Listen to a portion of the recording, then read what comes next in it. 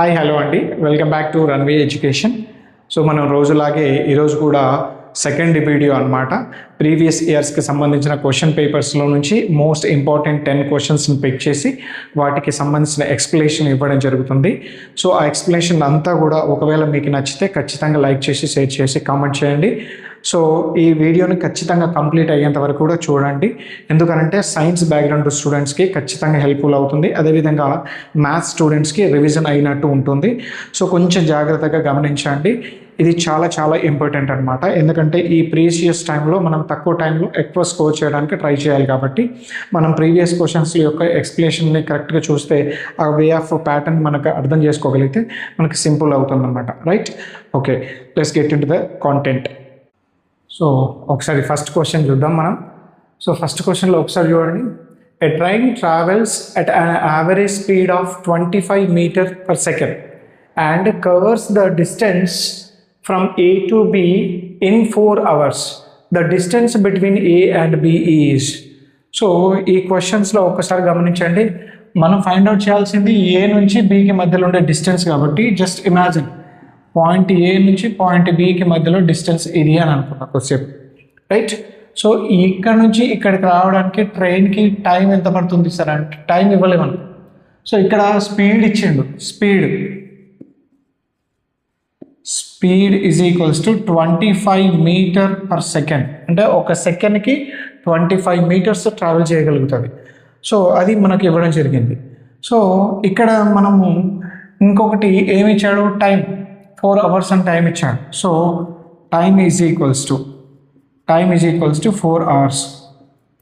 So ఇక్కడ గమనించండి, ఈ స్పీడ్ ఏమో మీటర్ పర్ సెకండ్స్లో ఉంది, ఈ టైం ఏమో అవర్స్లో ఉంది. కాబట్టి ఈ రెండింటిని ఏదో ఒక దీన్ని సెకండ్స్లో కన్నా కన్వర్ట్ చేయాలి, దీన్ని స్పీడ్ని అవర్స్లో కన్నా కన్వర్ట్ చేయాలి. సో కాబట్టి దీన్ని కన్వర్ట్ చేయడం ఈజీ. కాబట్టి నేను ఏం చేస్తున్నా సార్ అంటే దీన్ని 25 meters per second ఉన్నదాన్ని నేను కిలోమీటర్ పర్ అవర్లోకి కన్వర్ట్ చేయాలి అని అంటే you just multiply with 18/5. So ఇది ఎట్లా వస్తుందనే తర్వాత నేను ఎక్స్ప్లెయిన్ చేస్తాను. సో ఇది చూడండి, 18/5 తోటి మల్టిప్లై చేస్తే నీకు ఏమవుతుంది సార్ అంటే మీటర్ పర్ సెకండ్ ఉన్నది కన్వర్ట్ ఇంటూ కిలోమీటర్ పర్ అవర్స్లోకి మారుతుంది అనమాట. So 5 ones 5 5s. సో ఓవరాల్గా 18 5s 90 kilometers per hour. ఒక గంటకి 90 kilometers స్పీడ్ తోటి మనకు ట్రావెల్ చేస్తుంది అనమాట ట్రైన్ అనేది. సో ఇప్పుడు చూడండి, మనకి తెలిసింది ఏంటి, ఇక్కడ టైం వాల్యూ తెలుసు, స్పీడ్ వాల్యూ తెలుసు. Therefore distance between A and B is equals to ఏమవుతుంది సార్, డిస్టెన్స్ ఫార్ములా ఏంటి, D is equals to speed into time.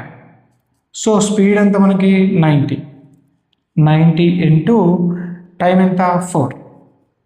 Therefore total how many kilometres sir అంటే 360 kilometers ట్రైన్ అనేది travel చేస్తుంది point A నుంచి point బికి మధ్యలో ఉండే ఇది distance అనమాట. సెకండ్ క్వశ్చన్ కనుక చూస్తే ఇక్కడ ఏంటి, x² - 9 into x² + 1 - 2 divided by x² - 4x + 3 into x + 2. ఈ టోటల్ ప్రోడక్ట్ని ఈ టోటల్ ప్రోడక్ట్ తోటి మనం డివిజన్ చేస్తే మనకి ఫైనల్గా మిగిలేది ఆన్సర్ ఎంత అనేది మనకు ఆన్సర్లు చెక్ చేసుకోవాలన్నమాట. సొల్యూషన్ చూడండి. ఫస్ట్ వీలైనంత వరకు ఇది ఆల్రెడీ దీన్ని ఫస్ట్ వీలైతే డివైడ్ చేసే ప్రయత్నం చేద్దాం. చూడండి, x² minus can I write this 9ని 3² నేను రాస్తున్నా. సో దీన్ని ఏం చేస్తున్నా సార్ అంటే నేను x² ప్లస్ ఇక్కడ 2x మైనస్ ఎక్స్గా కన్వర్ట్ చేస్తాను. ఇక్కడ ఉన్న ఒకటే ఎక్స్ ఉంటే దాన్ని 2x - 1xగా రాసుకుని -2 నేను రాసుకుంటున్నా. సేమ్ అదేవిధంగా ఇక్కడ కూడా నేను ఏం చేస్తున్నా సార్ అంటే x² దీన్ని -3x - x + 3గా రాస్తున్నా. సో ఎందుకు సార్ అంటే నేను ఇక్కడ ఈ 4xలని నేను స్ప్లిట్ చేస్తున్నా, ఒక -3 సపరేట్ -x సపరేట్గా. సో దీన్ని ఏం చేస్తున్నా, x + 2గా స్టేజ్గా రాసేస్తున్నా. ఇప్పుడు చూడండి నాకు ఏమవుతుంది, a² - b² ఫార్ములా. ఏంటి sir A square minus B square formula? మనకు A plus B into A minus B అనమాట. సో కాబట్టి ఈ ఫార్ములాని బేస్ చేసుకుంటే ఇక్కడ A B X plus 3 into X minus 3 రాసుకోవచ్చు అనమాట.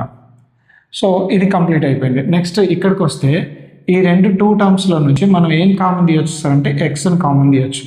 ఎక్స్ని కామన్ తీస్తే ఇక్కడ ఒక ఎక్స్ మిగులుతుంది, +2 మిగులుతుంది. ఇక్కడ -1ని కామన్ తీస్తే ఎక్స్ +2 మిగులుతుంది అనమాట. రైట్. సో డివైడెడ్ బై ఇక్కడ సేమ్ నేను ఏం చేస్తున్నాను సార్ అంటే ఎక్స్ని కామన్ తీస్తే ఈ ఎక్స్ -3 మిగులుతుంది. అదేవిధంగా -1ని కామన్ తీస్తే ఎక్స్ -3 మిగులుతుంది. సో ఈ ప్రోడక్ట్ అయిపోయింది ఇక్కడ. Next x+2. నెక్స్ట్ చూడండి ఇక్కడ x+3 ఉంది, x -3 ఉంది ఇంటూ ఇక్కడ x+2 కామన్ ఉంది కాబట్టి x+2ని కామన్ తీస్తే రిమైనింగ్ పార్ట్ x -1 మిగులుతుంది అనమాట. ఓకే. డివైడెడ్ బై ఇక్కడ చూడండి x -3 కామన్ తీస్తే మిగిలేది x -1 మిగులుతుంది అనమాట. x -1. సో ఇక్కడ x+2. ఇక్కడ మీరు కరెక్ట్గా గమనిస్తే x -3 get cancel, x -1 get cancel, x+2 get cancel. So ఫైనల్గా మనకి మిగిలిది ఎంత సార్ అంటే x+3 మిగులుతుంది అనమాట. సో ఇది ఖచ్చితంగా మనకు క్వాడ్రాటిక్ ఈక్వేషన్స్ కానీ పాలినామియల్స్ గురించి మనం క్లారిటీగా చదువుకున్నప్పుడు మాత్రమే ఇది చేయగలుగుతాం sir. Normal maths science background ఉన్న స్టూడెంట్స్ చేయడం కొంచెం కష్టమే. సో బట్ కొంచెం జాగ్రత్తగా చూసుకోండి. Okay right. ఒకసారి క్లియర్గా థర్డ్ క్వశ్చన్ చూడండి. The sum of the mean median mode of the data 3, 7, 8, 7, 6, 4, 7. So ఇది మనకు డేటా ఇవ్వడం జరిగింది. ఈ డేటాని యూజ్ చేసుకొని మనం ఎడిషన్ చేయాలి. ఎవరెవరిని? మెయిన్ని, మీడియన్ని, మోడ్ని ఫైండ్ అవుట్ చేసి వాటిని సమ్ చేస్తే మనకు రిజల్ట్ వస్తుంది అనమాట. ఫస్ట్ మెయిన్ ఫార్ములా ఏంటి sir? Main formula some of all elements by number of elements. So some of all elements చేస్తే 3 + 7 + 8 + 7 + 6 + 4 + 7 divided by 1, 2, 3, 4, 5, 6, 7. So divided with 7. ఒకసారి సమ్ చేయండి, అడిషన్ చేయండి. ఏమొస్తుంది? 3, 7, 10, 10 + 18, 8 + 25, 31, 35, 42. సో ఓవరాల్గా ఆన్సర్ 42 వస్తుంది డివైడెడ్ బై 7. 7 1 7 6. సో మనకు main value ఎంత వచ్చింది సార్ అంటే 6 వచ్చింది అనమాట. Next median. Median is equal to median ఎప్పుడు వస్తుంది సార్ అంటే ఫస్ట్ ఉన్న ఇచ్చిన డేటాని అసెండింగ్ ఆర్డర్లో మనం రాసుకోవాలి అనమాట. అసెండింగ్ ఆర్డర్ రాస్తే ఏమొస్తుంది చూడండి. మీడియన్లో అసెండింగ్ ఆర్డర్ రాస్తే 3, 4, 6, 7, 7, 7, 8. 1, 2, 3, 4, 5, 6, 7. 7 ఉన్నాయి కాబట్టి 7. ఓకే. నేను దీంట్లో రాసి మిడిల్ వాల్యూ తీసుకోవాలన్నమాట. సో ఓవరాల్గా 7 ఉన్నాయి కాబట్టి n = 7 అంటే n = 7 అయితే n+1/2 అనేది మనకు nth టర్మ్ అనేది మీడియన్ అవుతుంది. కాబట్టి 7 + 1/2 is nothing but 8/2 2 4. So 4th term ఏదైతే ఉంటుందో అది మనకు మీడియన్ అవుతుంది. చూడండి 4th టర్మ్ ఏమవుతుంది ఇక్కడ 7 కాబట్టి median is 7. Next mode value. Mode ఎట్లా డిసైడ్ చేస్తాం సార్ అంటే రిపీటెడ్ టైం. ఒకటే టర్మ్ ఎన్నిసార్లు ఎక్కువ రిపీట్ అవుతుందో అదే మనకు మోడ్ అవుతుంది. 7 ఇక్కడ 3 టైమ్స్ రిపీట్ అయింది కాబట్టి 7. సో మనకు median, mean plus median plus mode is equals to 6 + 7 + 7. 7 7 14, 14 + 6 20. So ఫైనల్గా ఆన్సర్ ఎంత సార్ అంటే 20 అనమాట. Okay. The sum of the mean median mode of the data is equals to this much. So ఈ విధంగా మనకు డేటా హ్యాండ్లింగ్ నుంచి questions రావడం జరుగుతుంది. డేటా హ్యాండ్లింగ్ నుంచి చాలా జాగ్రత్తగా గమనించండి, ఖచ్చితంగా క్వశ్చన్ వస్తుందన్నమాట. ఓకే. సో ఒకసారి 4th క్వశ్చన్ ఏంటి అని అంటే the cardinality of the set of odd positive integers less than 14 is. ఇక్కడ ప్రాబ్లం ఎక్కడ వస్తుంది సార్ అంటే నాన్ మ్యాథ్స్ బ్యాక్గ్రౌండ్ ఎవరైతే ఉంటారో వాళ్ళు కన్ఫ్యూజ్ అవుతారు. చాలా సింపుల్ క్వశ్చన్ అనమాట. ఇక్కడ కార్డినాలిటీ ఏంటంటే ఎన్ని నెంబర్స్ ఉన్నాయి దేంట్లో, the set of odd positive integers less than 14 కంటే తక్కువగా ఉన్న ఆడ్ పాజిటివ్ ఇంటీజర్స్ ఏంటి ఒకసారి చెప్పండి. 1, 3, 5, 7, 9, 11, 13. మోర్ దెన్ రాయొచ్చా? రాయలేము. సో ఇవి ఆడ్ నెంబర్స్ అనమాట. ఇవి ఎన్ని ఉన్నాయి మొత్తం చూడండి, 3, 6, 7. సో కార్డినల్ నెంబర్ ఎంత సార్ అంటే ఆన్సర్ 7 అనమాట. ఓకే, చాలా సింపుల్ క్వశ్చన్. కాకపోతే మ్యాథమెటిక్స్ టర్మినాలజీ ఎవరికైతే అర్థమవుతుందో వాళ్ళకి చాలా సింపుల్గా ఉంటుంది అనమాట ఈ క్వశ్చన్. ఓకే, చాలా ఈజీ క్వశ్చన్. ఎటువంటి క్వశ్చన్లు వస్తే మార్కులు ఇట్లా జోబులు వేసుకోవచ్చు అనమాట. సో ఒకసారి 5th క్వశ్చన్కి వచ్చి జాగ్రత్తగా చూడండి. 5th క్వశ్చన్ ఏంటి? A man of height 1.6 meters is 18.4 meters away from a tower of 20 meters height.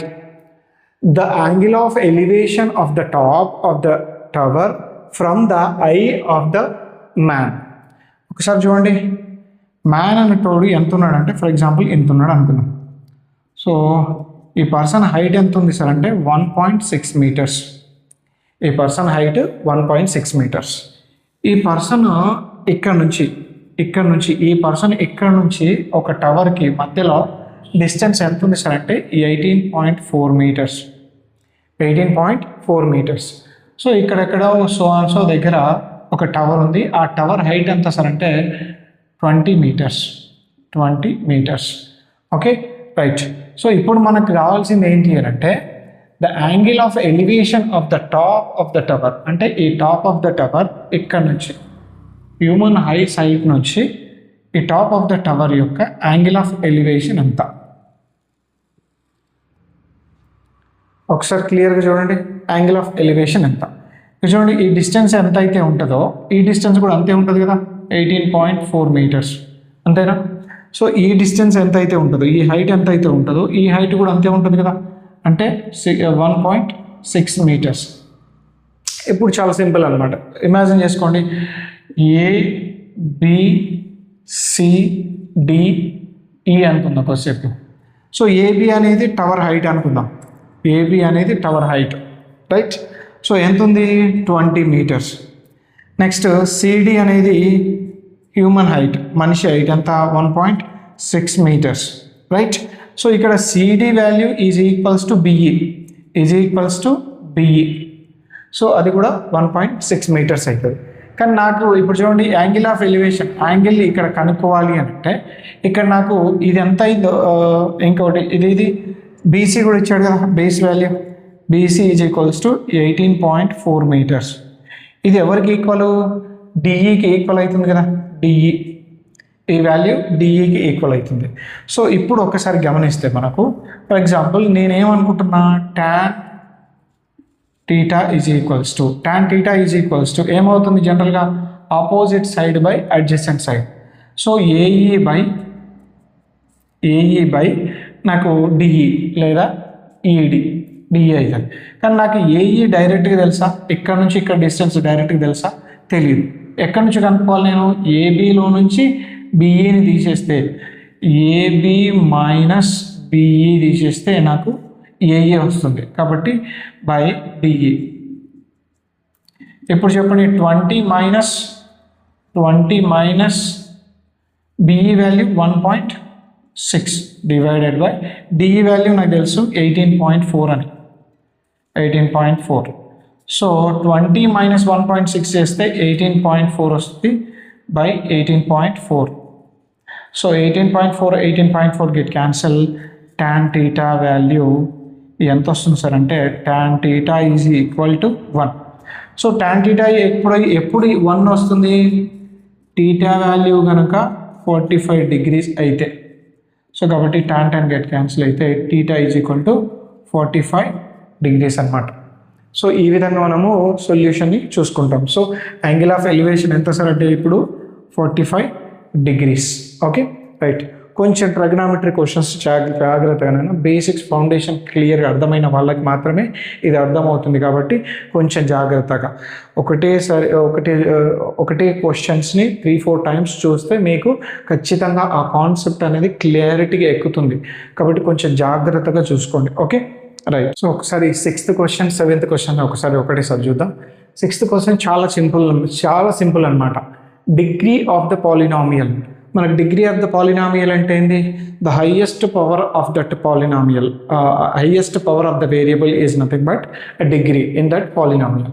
So highest power ఏంది? ఇక్కడ చూడండి, జాగ్రత్తగా గమనించండి. ఇది బైనామియల్ ఇంటూ బైనామియల్. ఎప్పుడైతే మనం ఒక బైనామియల్ ఇంకొక బైనామియల్తో మల్టిప్లై చేస్తామో హైయెస్ట్ పవర్స్ ఏవైతే ఉంటాయో అవి యాడ్ అవుతాయి అనమాట. హైయెస్ట్ పవర్ ఫస్ట్ దాంట్లో ఎంత ఉంది? 4 ఉంది. సెకండ్ దాంట్లో ఎంత ఉంది? 6 ఉంది. కాబట్టి 4 + 6 ఎంత? 10. దట్ హైయెస్ట్ డిగ్రీ ఎంత సార్ అంటే 10 అవుతుంది అనమాట. ఓకే, సో ఇది వేరే పాలినామియల్, ఇది వేరే పాలినామియల్. కాబట్టి రెండు మల్టిప్లై చేసినప్పుడు హైయెస్ట్ పవర్స్ ఏవైతే ఉంటాయో అవి యాడ్ అవుతాయి. యాడ్ అయినప్పుడు మనకు ఆన్సర్ దాని డిగ్రీ వస్తుంది అనమాట. ఓకే, సో నెక్స్ట్ ఒకసారి 7th క్వశ్చన్ చూసుకుంటే, the number of line of symmetry in a square is. మనకు లైన్స్ ఆఫ్ సిమెట్రీలో స్క్వేర్కి లైన్స్ ఆఫ్ సిమెట్రీస్ ఎన్ని ఉంటాయి? ఓకే, ఇది స్క్వేర్ అని అనుకుంటే చూడండి, ఇట్లా ఫోల్డ్ చేసుకున్న ఈ 2 పార్ట్లు కోయిన్సైడ్ అవుతాయి. ఇట్లా ఫోల్డ్ చేసిన ఈ 2 పార్ట్లు కోయిన్సైడ్ అవుతాయి. అట్లనే విధంగా ఇటు ఫోల్డ్ చేసినా కూడా 2 పార్ట్లు కోయిన్సైడ్ అవుతాయి.